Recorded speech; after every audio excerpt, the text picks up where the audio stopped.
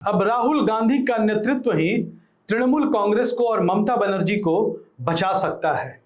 ममता बनर्जी के पास अब कोई और दूसरा न आधार बचा है न सहारा बचा है, क्योंकि पश्चिम बंगाल की सियासत ने इस वक्त पूरे देश को हिला रखा है।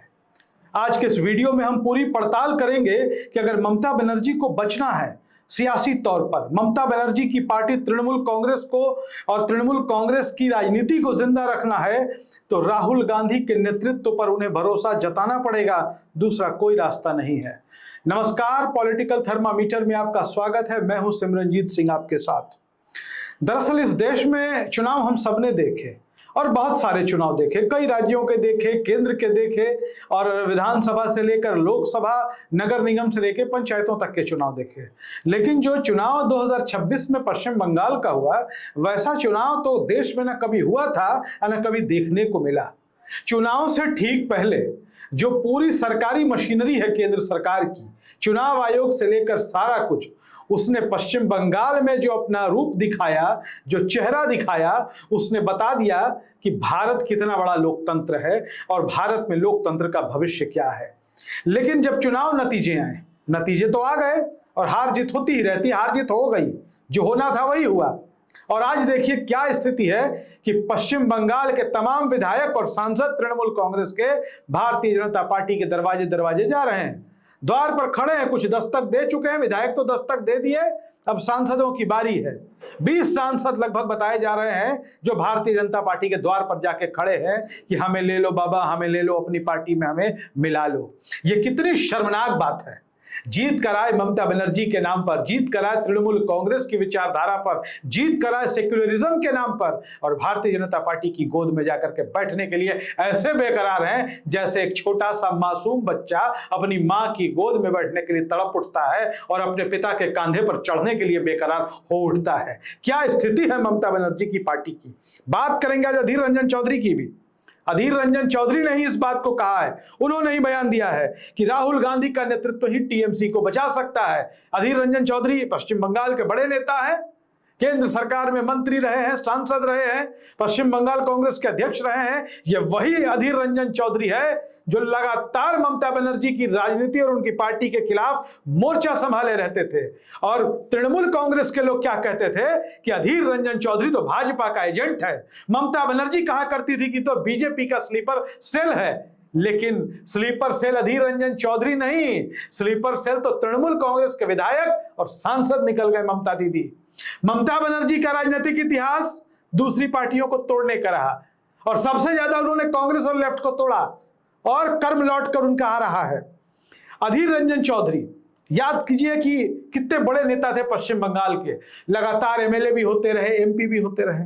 पता नहीं ममता बनर्जी को कौन सा खुन्नस उनके साथ हुआ कि वो अधीर रंजन चौधरी को बहरामपुर लोकसभा सीट से हराने के लिए गुजरात से एक क्रिकेटर को लेकर चली आई। और वो कौन था? यूसुफ पठान। और जमकर सांप्रदायिक ध्रुवीकरण हुआ बहरामपुर में और अधीर रंजन चौधरी जीत गए। आज वही यूसुफ पठान ममता बनर्जी से भी बागी होने जा रहे हैं। अगर आज यूसुफ पठान बीजेपी के साथ खड़े दिखाई दे रहे हैं तो इसके लिए कौन जिम्मेदार है? ममता बनर्जी ने अधीर रंजन चौधरी को हराने के लिए पूरी ऊर्जा लगा दी, लेकिन आज अधीर रंजन चौधरी आज भी कांग्रेस में है और यूसुफ पठान कहां है वो देख लीजिए। और हम ये नहीं कह रहे हैं, बहरामपुर की जनता आज पूछ रही है और खुद महुआ मोइत्रा जो तृणमूल कांग्रेस की सांसद हैं, अब आप सुनिए उन्होंने क्या लिखा है सोशल मीडिया पर। यूसुफ पठान, कि आप इसलिए दिल्ली दौड़कर चले गए क्योंकि अमित शाह ने आपको बुलाया है? थोड़ी तो हिम्मत दिखाइए। आपने भारत के लिए खेला है और हमारे जिले की जनता ने आपको भारी मार्जिन से जिताकर संसद में भेजा है। महुआ मोइत्रा ने यह पोस्ट कर दिया। अब तो इस पोस्ट के बाद लगभग साफ ही है, यूसुफ पठान भी छोड़कर जा रहे हैं तृणमूल कांग्रेस को और ममता बनर्जी को। संभव है कि ये लोग अभी भारतीय जनता पार्टी में नहीं जाएंगे, लेकिन एक नया ग्रुप बनेगा जो भारतीय जनता पार्टी के गठबंधन एनडीए को समर्थन देगा और ये लोग संसद से बाहर बैठेंगे और संसद के अंदर बैठेंगे, लेकिन ये लोग तृणमूल कांग्रेस और विपक्ष से अलग बैठेंगे।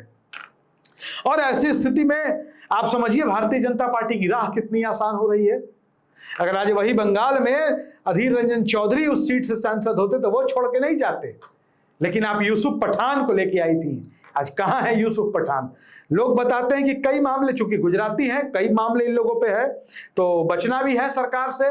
तो जब सरकार से बचना है तो सरकारी एजेंसियों से बचना है, केंद्रीय एजेंसियों से बचना है, तो केंद्र सरकार के इशारे पर नाचना ही होगा। अब आप समझिए, गुजरात के यूसुफ पठान को पश्चिम बंगाल के बहरामपुर की जनता ने भारतीय जनता पार्टी के खिलाफ वैकल्पिक आवाज के रूप में चुना था। इस चुनाव में उन्होंने अधीर रंजन चौधरी को हराया और यूसुफ पठान को जिताया। मैं तो जनता की सोच पर भी हैरान हूं। कहां अधीर रंजन चौधरी या कहां यूसुफ पठान? यूसुफ पठान अच्छे क्रिकेटर हो सकते हैं, लेकिन नेता अच्छे नहीं हो सकते। लेकिन लोगों ने भी जाति और धर्म के नाम पे खूब वोट किया और अधीर रंजन चौधरी जैसे नेता को हरा के एक क्रिकेटर को जिता दिया। अब बताइए, अगर कोई क्रिकेटर क्रिकेट के फील्ड में उतर जाए और बैटिंग बॉलिंग करने लगे तो क्या स्थिति होगी? वैसे ही कोई क्रिकेटर वो पॉलिटिक्स में आके क्या करेगा? उसको जनता के दुख दर्द से कोई मतलब है? अब कहां गुजरात और कहां बंगाल।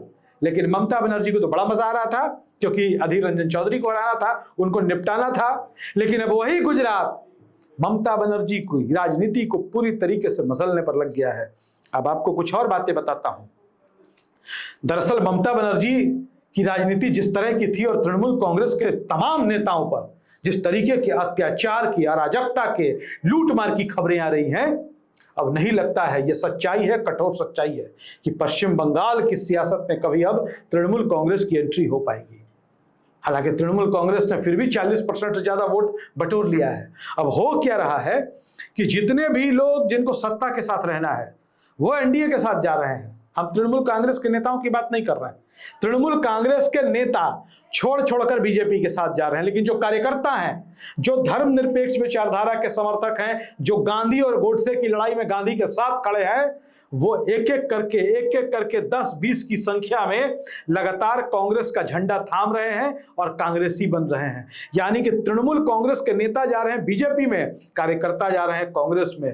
ममता बनर्जी को अब कांग्रेस के साथ आना ही होगा। अगर ममता बनर्जी समय रहते अपनी पार्टी का विलय कांग्रेस में कर दे तो उनके सांसद भाग नहीं पाएंगे। उनके सांसदों के साथ मजबूरी हो जाएगी। इधर कांग्रेस के 100 सांसद, उधर 28-29 उनके सांसद, 129 हो जाएंगे। तो कहां से विलय की प्रक्रिया हो पाएगी? लेकिन आपको बता दे कि सारा काम हो चुका है, मुलाकातों का दौर समाप्त हो चुका है, मुलाकातें हो चुकी है, फाइनल मोहर लग गया है।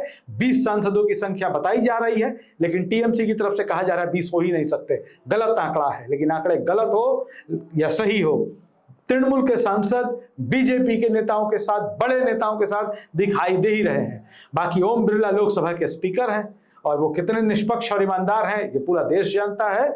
और जाहिर तौर पर बहुत जल्द ही विलय को मंजूरी भी मिल जाएगी। उसके बाद ममता बनर्जी के हाथ खाली रह जाएंगे। अब भी समय है। तृणमूल कांग्रेस को बचाना है तो ममता बनर्जी को राहुल गांधी के साथ खड़ा होना होगा। हालांकि वो राहुल गांधी के साथ तो उसी दिन खड़ी हो गई थी जब राहुल गांधी ने अभिषेक बनर्जी पर हमले के बाद फोन किया और पूछा कि मेरी कोई जरूरत हो तो बताना।